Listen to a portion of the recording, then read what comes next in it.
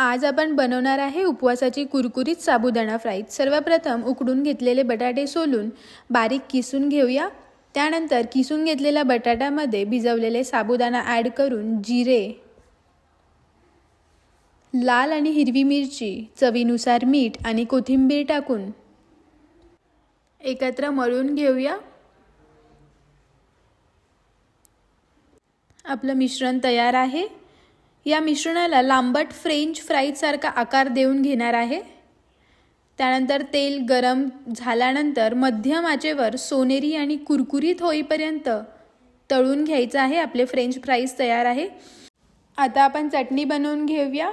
त्यासाठी शेंगदाण्याचा कूट, साखर, हिरवी मिरची आणि दही टाकून मिक्सरमध्ये बारीक करून आपली चटणी देखील तयार झालेली आहे। तुम्हाला जर ही रेसिपी आवडली असेल तर लाईक आणि सबस्क्राइब करायला विसरू नका। Thank you for watching.